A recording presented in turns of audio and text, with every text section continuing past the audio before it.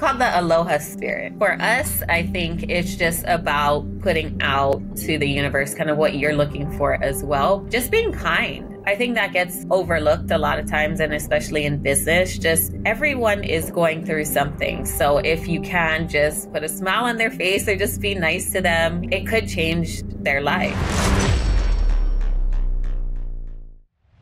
Welcome to the Millionaire Mentorship Podcast. Today we've got Zasha Smith. She's from Hawaii. She's a licensed civil engineer, and now she's built her full-time real estate investing career and helping other people. And I'm super excited to have you on the show. Welcome to the show. Thanks, Troy. Thanks for having me on. Yeah, so we were just kind of like briefing before we got on about some topics that we wanted to talk about. I think the first thing is let's hear about your story. And I think that number one, I'm super interested in civil engineering. Like, to be honest with you, like I've always felt like that's such a great skill set. These are the people who design bridges. These are the people who design buildings, like why things they don't collapse, like the Hard Rock in New Orleans and things like that. Like civil engineers it's a really cool job. So tell me about like how you became a civil engineer and where that didn't fulfill you and like where your story's at right now, Zasha.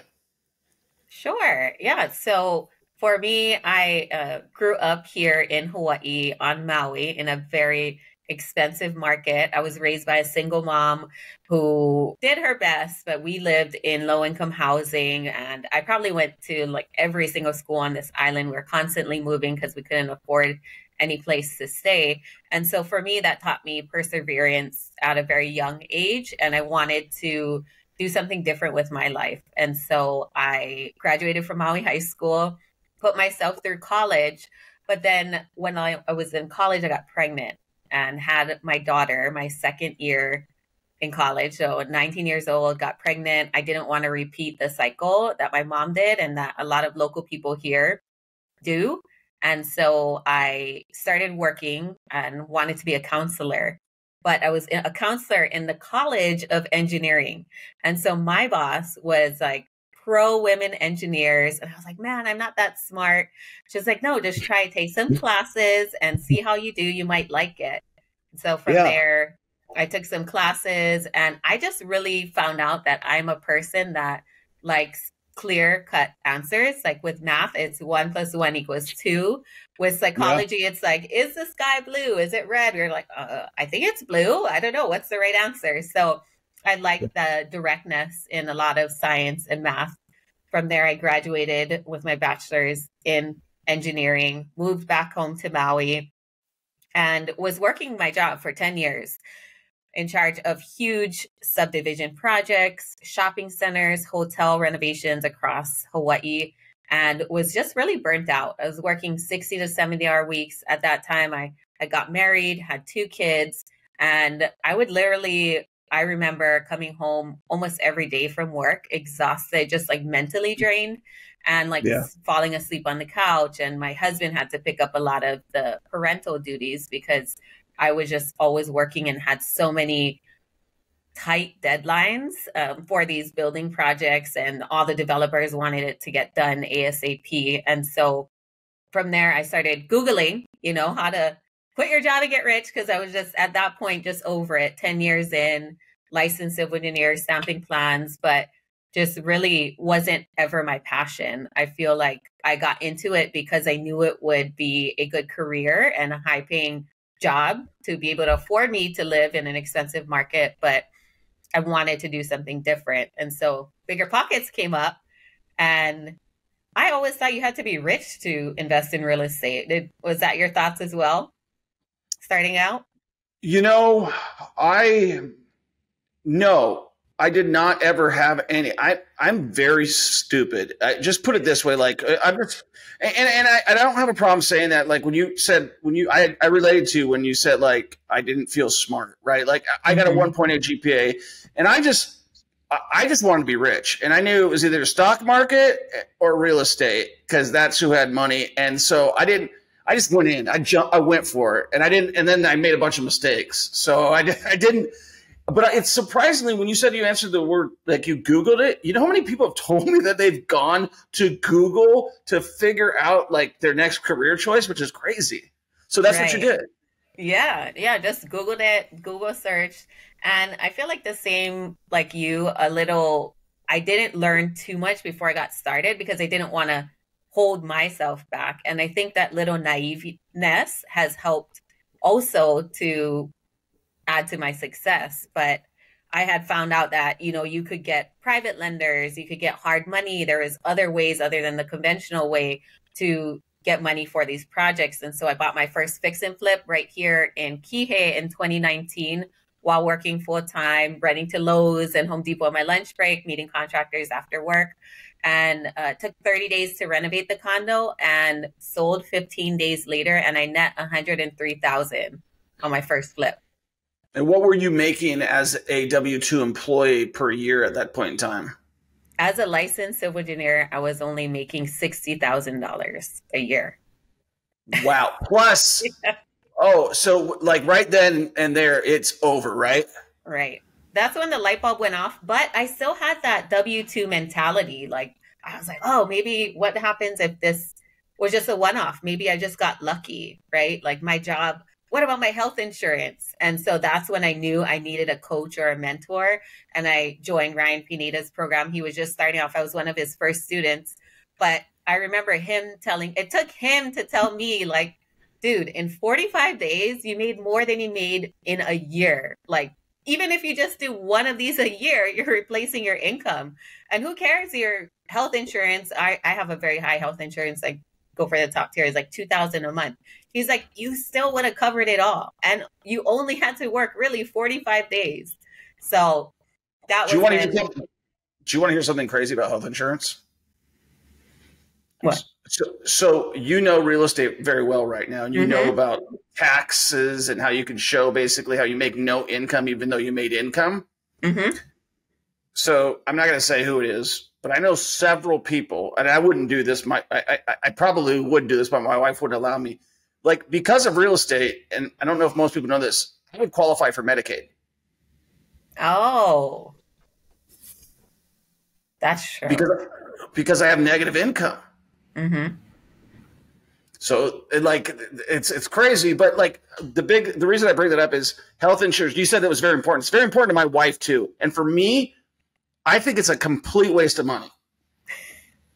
It depends how often you go, right? Or if you have, for me, it's very important because our child has special needs. And so we opt for like the highest health insurance and all the services that we can get that we can offset through copays. Interesting. Now, Hmm. tell me more about your child. I know that's a lot of times like the why, right? Right. Yeah. And so when got my first flip in 2019, he was just diagnosed with autism. And since then, it was really my drive to want to be there more for him, for his doctor's appointments, for his behavioral therapy, to put in the extra time because I was always dead tired when I got back after I was working my regular job. And so, one thing that I can point out that my husband had told me that really hit home was like, they're getting the best of you and we're getting the rest of you. Oh, And as a mom, like or as a parent in general, I remember feeling like that about my mom. And I was repeating the cycle, but she had to work three jobs, right? She had yeah. three kids to take care of as a single mom. I was married, I had two kids, and I was choosing to work more and spend less time with my family. So in the end, I think just listening to my husband and listening to that inner voice inside of you, right? Like you said, you need a deep why, especially real estate investing is not easy. I would say it's Yeah. simple, right? Like, you don't have to be the smartest person in the room, but you have to take action and you have to jump on opportunities. So after I Yeah. got that first flip to now, it's been a crazy, crazy journey. And I cannot hit home enough with this is to, if you feel a certain passion or a certain drive to do something different, just do it. Think outside the box because too often we get stuck in our own heads. And even for me, I didn't have any stability growing up. I grew up in low Yeah. income housing. It was unsafe to go home at times. I hung out at school a lot because there was just drug dealers and, pedophiles and things everywhere where I lived. And so for Yeah. me, it was really important to provide my family with a stable home, and that meant a stable job. But you could get fired at any moment. Yeah, and it's crazy. The more you understand the world, the more you realize how not much control you really have, Mm-hmm. and your mind can be really nasty to you sometimes too. It can tell you're not worth whatever you think you're worth. It can tell you I mean, even just like everybody. I think no matter it always brings me back to I don't know if you ever watched Rocky, but he's telling him it's just a man. It's not anybody special. And sometimes we feel like we're something special, but the reality is we're all just human beings and we're all just trying to hopefully just do better for ourselves. And it sounds like that's been so influential. Like you just pointed out, you Mm-hmm. can lose your job. There's nobody that's loyal to you here except for yourself. Mm-hmm. So where are you at right now? Like breaking that, you broke the cycle, obviously. Mm-hmm. Thanks to your So, husband. Right? I'm sure. right. He's Shout calling. out. Yeah. Right.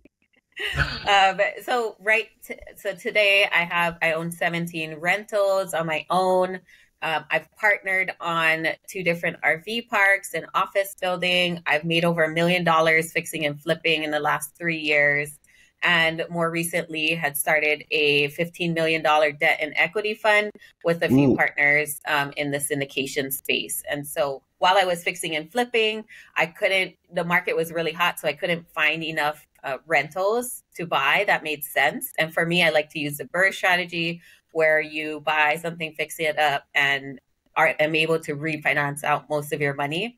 So I started investing in these apartment buildings because I needed depreciation to offset my active income.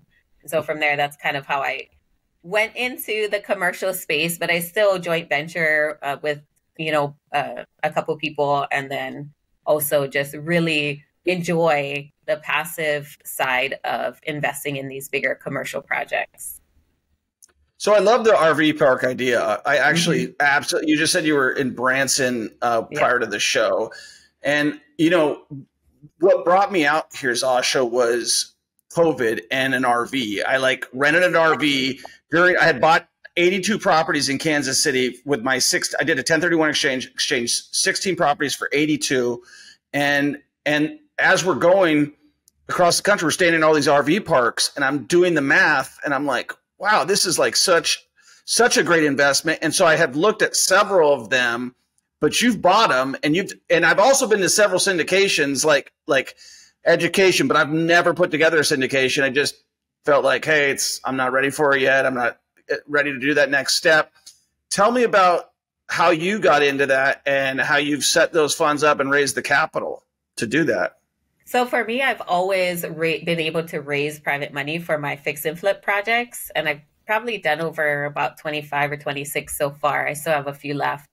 But for me, connecting with people has always been my value add to other people, to other partners. And so them seeing that, they wanted to bring me into these bigger commercial projects. And because it was already accredited, which means if you have $1 million net worth or you make 200 on your own or 300 with a spouse, you can then actively participate in these bigger deals because there are a little bit more there's a little bit more to the numbers and understanding the investment rather than just the private lending.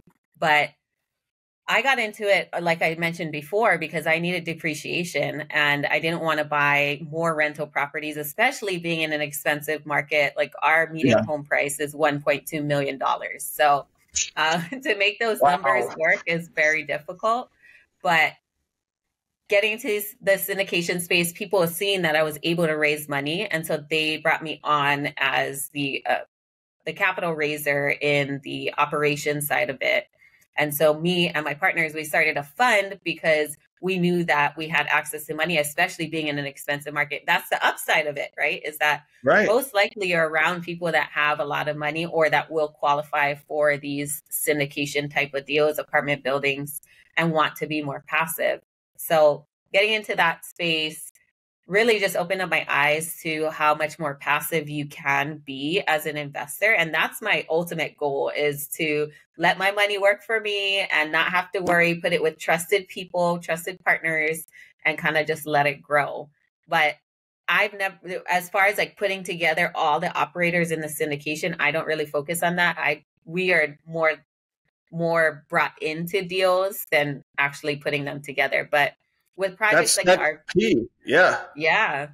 So I think figuring out what you're good at and then utilizing that to add value to other people will definitely bring you different opportunities in order to get into these bigger projects. Because I know a lot of people are like, how did you know how to get into that? Or how did you know how to buy? How do I buy an RV park? I'm like, I do not know. I am not the operator at all. I am the capital raiser. I either bring the funds, I qualify for the funds, or I help raise the funds. And so that's my concentration. And if the ROI, the return on the investment makes sense, then I'll jump into that project. But the one in Branson, super excited. It wasn't an abandoned RV park. It's zoned RV, which I didn't even know there was a zoning called RV, but apparently in Branson there are. Yeah. And it's going to be 50 pads. So right now it's under construction, but it should be launching in June. So you got to come by with your RV. 50 50 RV pads. 15 glamping tent sites. So some are on stilts with a hot tub underneath. It's definitely going to have that short-term vibe. There's even going to be like a stargazing tent as well. So super cool ideas, a pool, camp store, laundry center. There's just like, it's almost like you could set up mini businesses on one property. So that's what I really enjoy about these short-term RV parks, is that you can add so much more cash flow from just adding things to the property. Yeah, you could add one of those ice machines, a self-serve ice machine. You could add and it all boils down to the NOI, which goes down to the value of the property. Right. It's funny that you mentioned it. I'm actually looking at a golf course in just south. I looked at one in Branson, and then or close to Branson in the Ozarks, and I looked at one actually in Kentucky right now. And the first thing I thought was like, it's got all this development space because 262 acres. I'm like, it needs an RV park. Like, it needs an RV park right here. And that's where my head went. I'm like, you put that in, you got golfing, you got RVing. So that's cool. And I think, so why are you so good at raising money? Because believe it or not, that's something that I've never been good at. And I've gotten to, probably because I never asked, I'm guessing. Well, for me, it's just about educating people on the benefits. So I used my own money for my first couple deals and conventional loans or personal loans. And then I was strapped, right? I couldn't do any more. Right. And so that's when I started looking into raising private capital. And so I started in 2019. So I didn't start too long ago. And then 2020 hit, right? COVID. And I had already started networking with some local investors here. And they had told me like, hey, we're pulling out right now. We don't know what's going on with the world. Yeah. But if you still find deals, let us know. Maybe we could, help you provide the funds. And I said, yes, please. And at that time, I had 2 small multifamilies under contract. I was either going to wholesale it or fix and flip it. But I decided to keep it because of COVID. Like, I had buyers lined up, but everyone was dropping like flies, which was a benefit to me because now it's they're my best performing properties. But at the time, I was like, hey, I have a project. I need $560,000. Never raised money before in my life. And it was like, oh yeah, cool. Yeah, I'll lend it. Like, let me look at the numbers. Let's have dinner. I was like, oh, okay. I didn't even know how private lending worked. Like I mentioned, it was just me putting myself out there and being around the right people, I think, as well, because I never thought to ask. But he ended up lending on the deal at 8%, $560,000.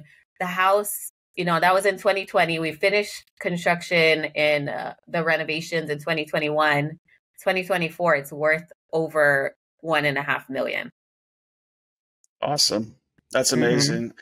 And there's so many, the one thing I wanted to mention, so there's a lot of failed syndications going on right now that people are not even talking about. And I'm not going to say who they are, but I know my friends personally, not anybody that you would know, but my friends personally in different states, I've talked to them, and syndications have been going down left and right. And the reason is, and the reason I want to tell you this,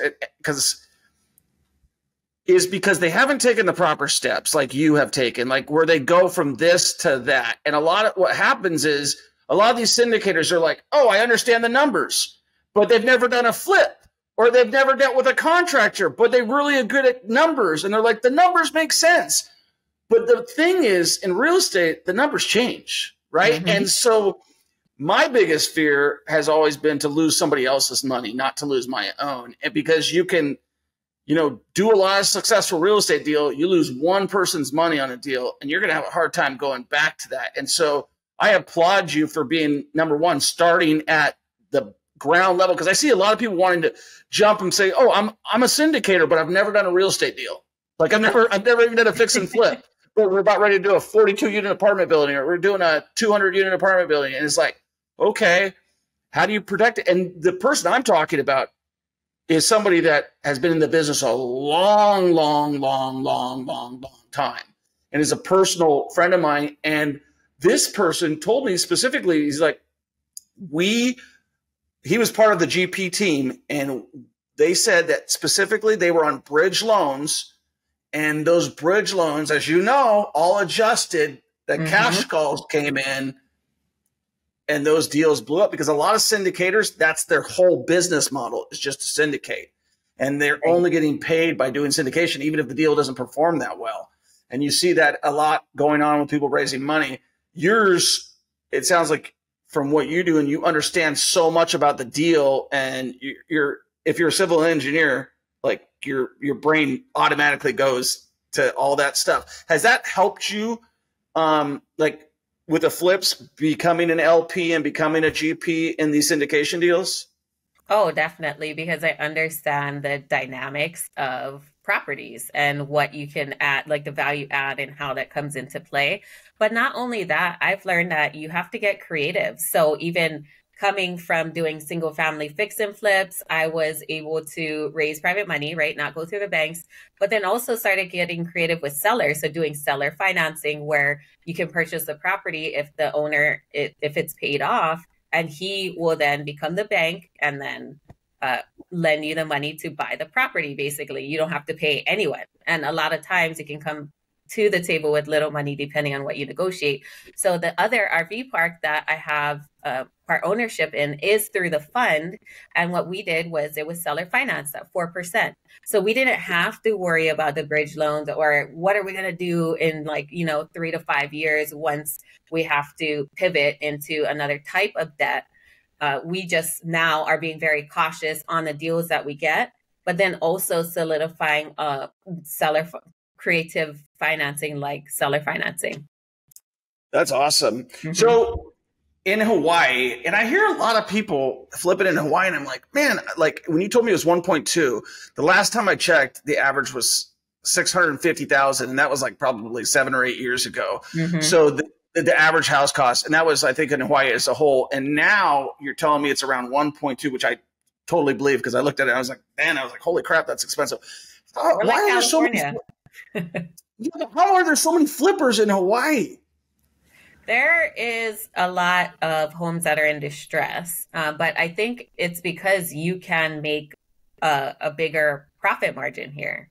And so a lot of the locals especially have ties to the community, or people are going through foreclosure. Like one, I tell people, especially if they're investing in a high price market. And then especially for me, because I am Native Hawaiian, I'm very mindful of the way that I do my projects.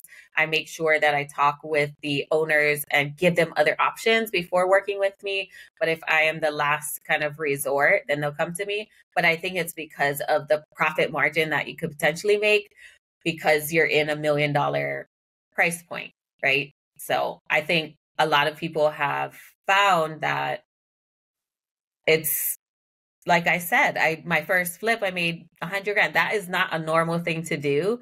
But no. In this market, 6 figures, like you have to run your numbers so that it's worth that risk.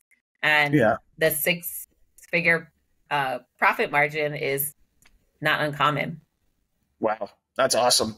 So something recently happened to Maui that was tragic, and like I said, I watched it on TikTok. I feel TikTok is like a really good place to get my news. Like when something is immediately How old are you, happening. Troy?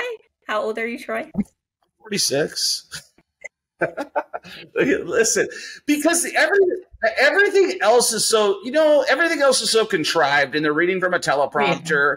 Yeah. And so I feel like if it's happening and people are just loading it, I'm gonna be able to see what's going on for real. And so I watched a lot of the tragedy that happened in Maui. And one of the things, there's these conspiracy theories about this fire that happened. So from somebody who grew up there, is definitely, I could tell you just love your community and you love your culture and you love your people. That's what I'm picking up from you, is like that it's important that whoever you deal with, that you're authentic to, which I really appreciate, because I think so many people who are not authentic, that say they're authentic and then their actions don't speak that way. But so for somebody who saw this happen to their community, how do we turn this negative into a positive, and what could have been done to prevent this? I heard like the mayor left and he's gone, and like all of these just silly things that they didn't put the announcement. Where was this huge failure that allowed it to burn like a large portion of the city, from my understanding? Well, there was a hurricane that was here, but it was all wind, so no rain, which is typical. We get a lot of them throughout the season. But my daughter was actually in Lahaina, so I do have a 17-year-old, and she was out there in August, like at her family member's house, and she's seen a lot of the chaos that had happened.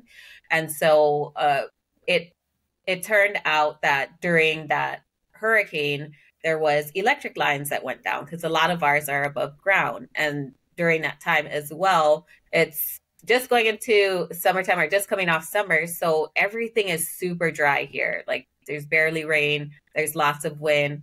Put in, down power lines that are now sparking up and creating these fires all over kind of Lahaina city.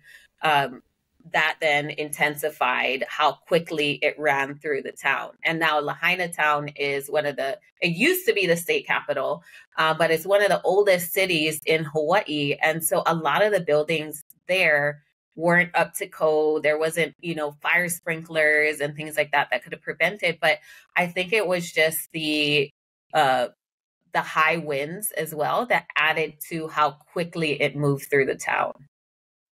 Yeah, it was pretty tragic. Do you see there being a major rebuilding there, or how does by the way, that's where I had my honeymoon. It was in Maui, not in Lahaina, but in I think it was Is it Wailea? Yeah, Wailea. I was at the I can't remember the name of the hotel. One of the Regis. I think it was the Regis.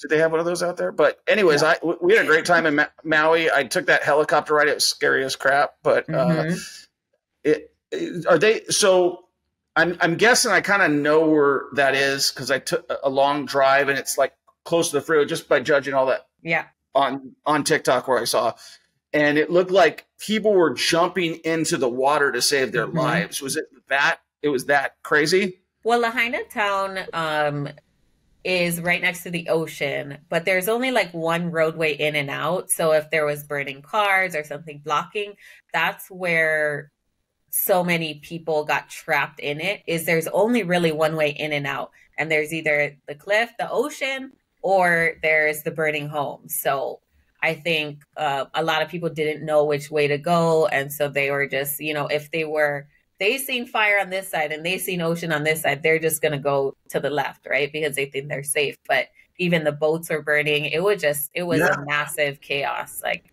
the wind, and it was just the wind was so strong August 8th, that day, that it just took out like the entire town in, overnight. Yeah, it's amazing what a fire can do and how much damage it can do and how devastating it could be. But I guess, it's about the resiliency of the people. And Hawaii is like one of those special places with special people that, I actually buy all my jewelry for my wife from our jeweler who's in Hawaii.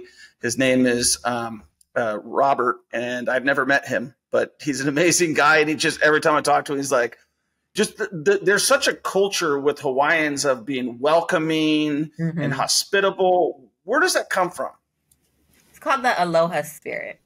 And for us, I think it's just about putting out to the universe kind of what you're looking for as well, but just being kind. Like, I think that gets overlooked a lot of times, and especially in business, just everyone is going through something. So if you can just put a smile on their face or just be nice to them, it could change their life. And so I think from a lot of us, we do come from a place of love and caring. And it's not always about the money. And for me, it's just more about doing the right thing and keeping your integrity intact and keeping your, feet on the ground and just realizing what's important in life. Yeah, I think that's very. I mean, everybody loses perspective every Mhm. once in a while. I think that it's super hard, especially when you experience some success, which you have, is to try to, like, you see people's personalities change or the real personality come out of them. And from what I can tell, you're very authentic, which I enjoy. There's so many people that you talk to and you're like, man, keep your head in the clouds. Keep your head out of the clouds, because Mhm. it could change in a second. You could be successful one day, the next thing you know, like, I mean, fear is a big driver for me, just not losing what I've built to have. And, like, you know what I mean? Like, you don't want to lose everything and then you're nothing. So where do you see you taking your journey next? I see that you're helping a lot of other people kind of change their lives. So what's going on with that? Yeah, so more recently, we started a local mastermind here in Hawaii to help even people just trying to buy their first home, teach them about creative financing and ways that they can spot or look for and work with other owners of properties that maybe are not using them anymore, especially since the fires.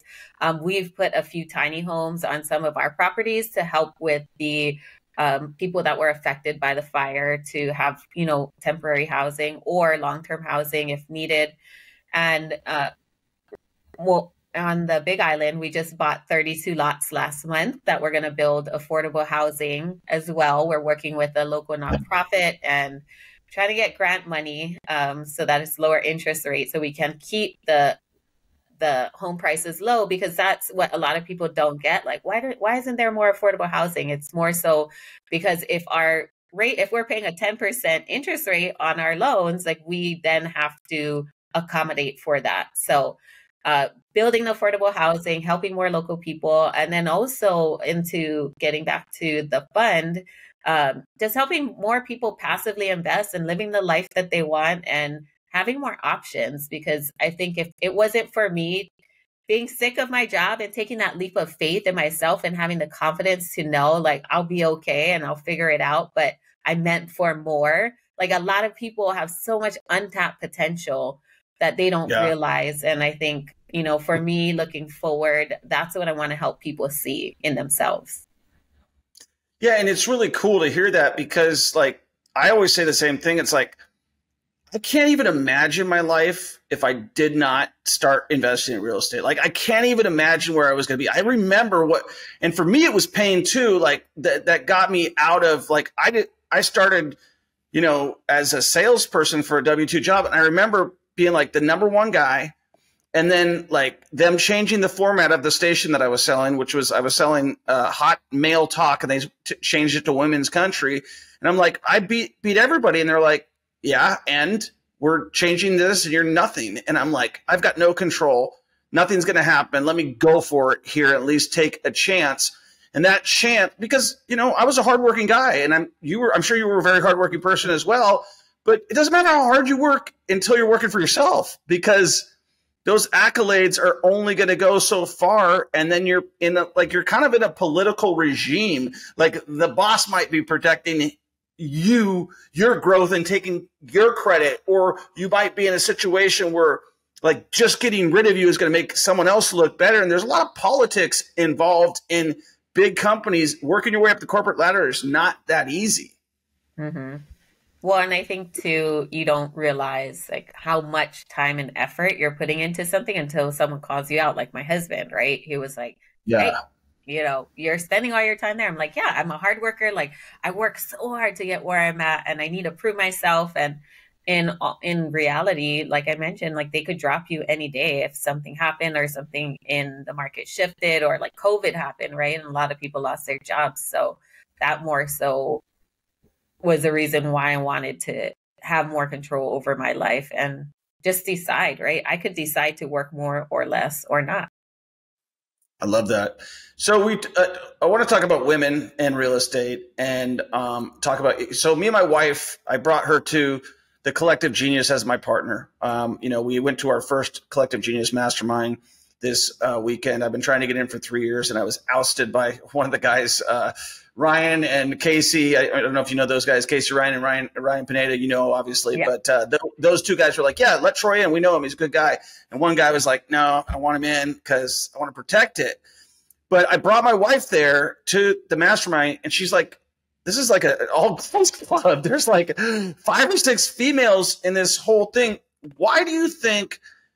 Because women, in my opinion, are much more organized. They seem to be much more intelligent in a lot of ways. They have the design process down, but guys are the ones that are doing more of the real estate investing. So as a female in a male-dominated world, specifically real estate investing is what I mean, not in general, but just specifically real estate investing, why do you think that more women are not in it when they should be in it? Well, I think one, it just comes down to where they're at in their life. A lot of times we take on the motherly roles of taking care of the kids or focusing on keeping the family together, right? And the man is the breadwinner out there working and getting the money to pay for the bills. Another thing is that a lot of women don't have the confidence to get into a space where they may be the minority. For me, that wasn't the case. I was a civil engineer before this, so I'm always used to being the minority. But I was not really confident in real estate investing. But what I've noticed is that a lot of women won't go for even like the same job as a man would, even if they don't have the same qualifications. I bet, Troy, you just go for it, right?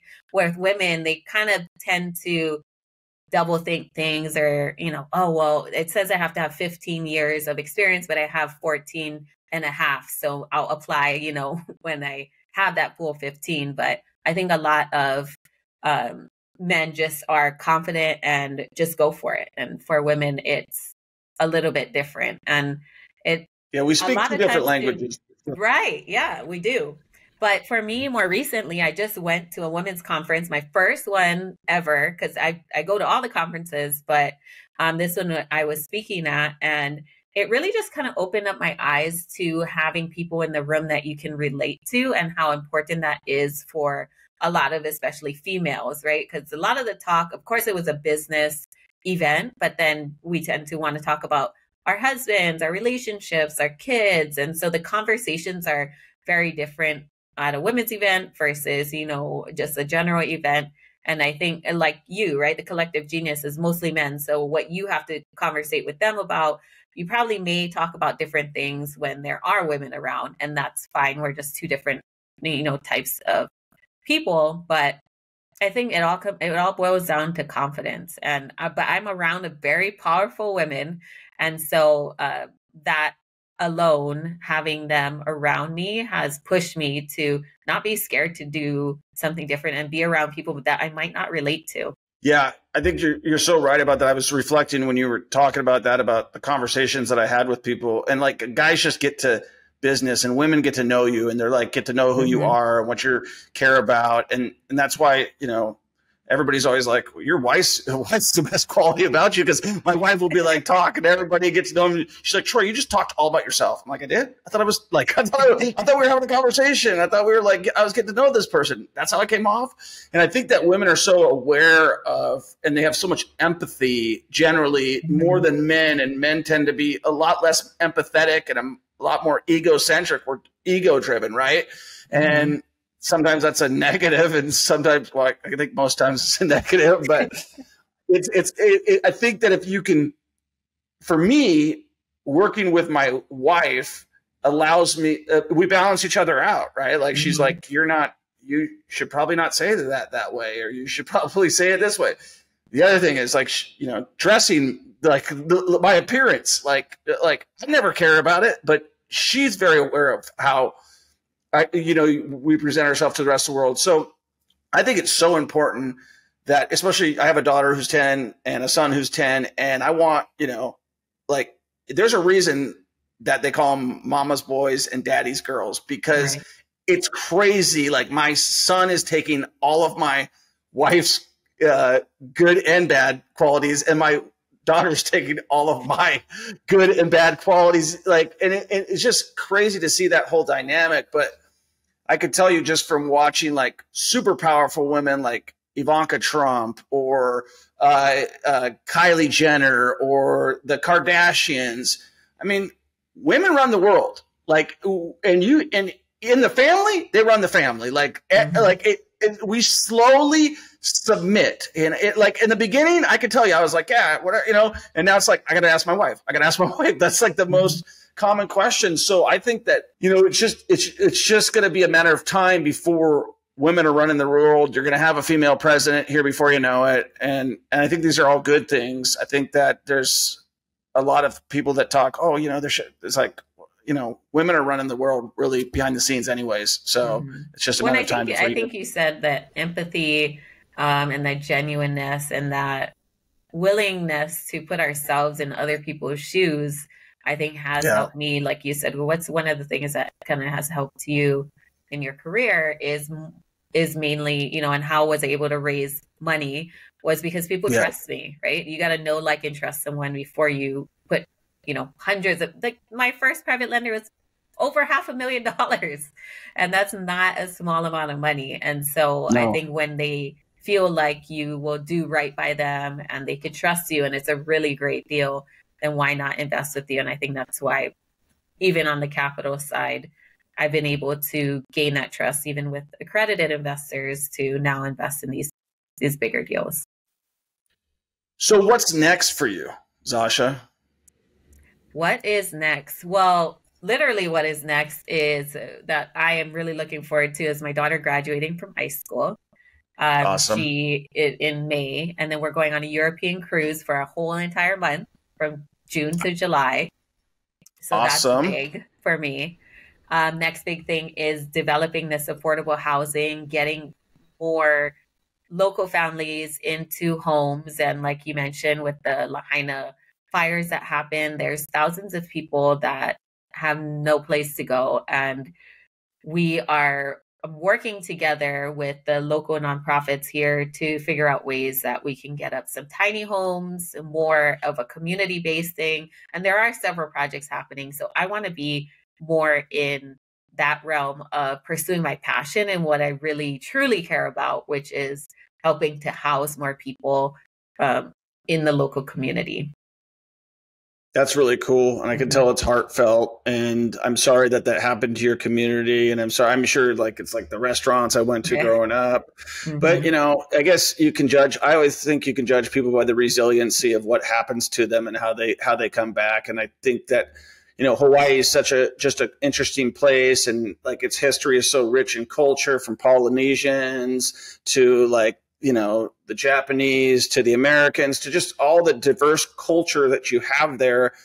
And it's a great place, obviously, to invest in real estate too. Zasha, for somebody who's listening, maybe a woman out there who's listening, I know my audience is heavily male, but somebody who's listening to you right now and they're like, okay, the number one question that we get is like, where do I start, right? What would you tell them?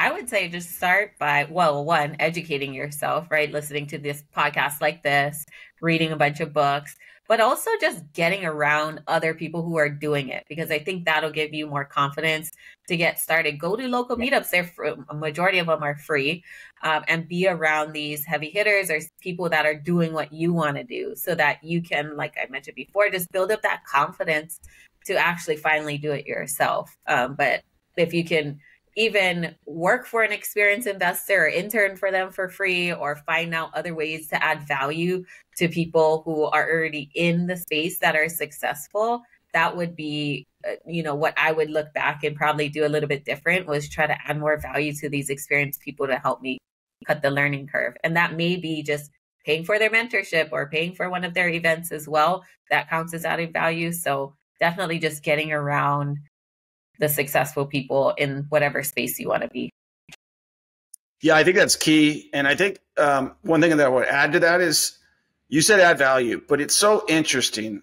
If you put something out there, and I'm sure you've witnessed this yourself through social media, how many people they say, you know, I want to work with you, and you ask why, and it's all about them, and it's like, whoa, like, you know, you're trying to add value here, and you're asking me, and every single answer that you gave me is about how it benefits you, and it's like that's an automatic for me. No thanks. You know, and or can I take you to coffee and spend a $1.25 on you and milk you for an hour? And I just, when you're gonna go and take someone like Zasha out, who's got a massive amount of knowledge, is gonna go make it worth her damn while and like wow her. Like, think about this.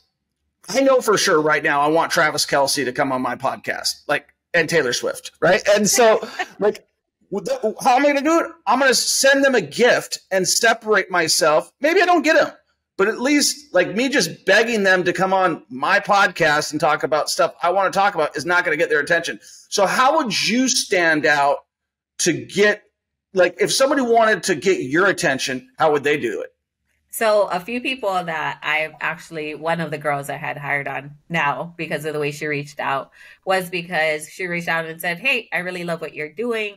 I am good at managing projects. I have this much experience doing bookkeeping. I've done some admin work. I'm really great in QuickBooks, in certain types of software. If you need help in any of those areas, I would love to do some tasks for you. I can work, you know, I'm working full time now, but I can work on the weekends. Like, just being very specific on what value you can add to that person and when, because it'll make it easier for us to decide, oh no, I already have someone for that, so I don't really need that help. But oh yeah, actually, I just fired my admin. I need a new admin. Maybe I can have her help me with some of these tasks. Or if you're a male, right, or who has done construction before, hey, I have X years doing drywall.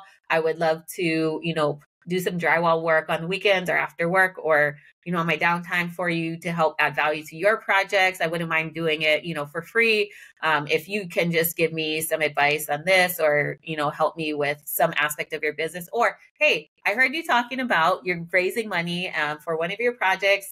I have a 401k and would love to invest it with you, or I have some savings and would love to invest it with you. In turn, if you could show me some of the steps of how to get started in real estate, or if I wanted to get my first fix and flip, what do I do, or where should I be looking? Just some tidbits and advice about that. I would love to know your thoughts. So being very specific on what you can do for them too.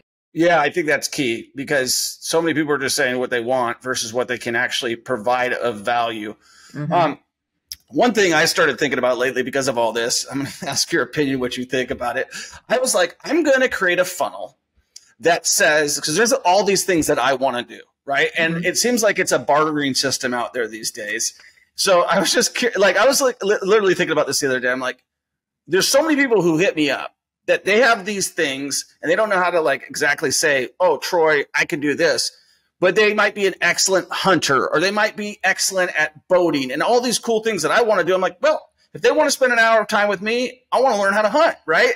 What do you think about, would that be obnoxious for me to put that? I just want a female's perspective. I haven't even asked my wife yet. Well, I mean, I wouldn't, because then they could ask you so much unlimited, like you're stuck out in the middle of the ocean with them on a boat and they could ask you unlimited, unless you enjoy that or like really like put some parameters on, you know, how much time we can spend talking about business versus just enjoying yourself. Because it seems like you like to do that in leisure, but when it comes to somebody just constantly asking you question after question for an entire hour or two, that may be a little bit beyond the realm. But I wouldn't put it past anyone to ask them to, I don't know, yeah, let's go do something. Like Ryan Pineda, he has them go golf with him. Pay for his time while they golf, and gives them all the advice that they need while they're doing it. And it's something that he loves. So you could potentially do that. Yeah, you don't want to golf. You don't want to pay to golf with me. I'm not. I've golfed with Ryan plenty. I've never seen someone improve so quick. And I'm like, geez, Louise, he's gotten extremely good very quick. But yeah, and that was excellent him to be able to monetize that. But my biggest skill set is real estate. So I just feel like, man, if we could figure out a way to trade on something that I'm trying to learn, that'd be awesome. So final words for people who are trying to follow you and they're trying to get started and invested in their journey and they want to connect with you. How do they connect with you, Zasha? I'm huge on Instagram at Invest with Zasha. I have over 120,000 followers, and I love to add value every day, educate people on how they can get started, how they can scale, and how they can just improve their lives in general. I believe in being well-rounded in all aspects of life, not just about money or not just about family, but a mixture between the two. And follow me because I just went across the US. I just was in Denver, Florida, Missouri, and I think we stopped off in San Francisco as well. So I travel a lot, and this summer is going to be huge with my family, but I enjoy sharing my life with people and hopefully encouraging them to think outside the box.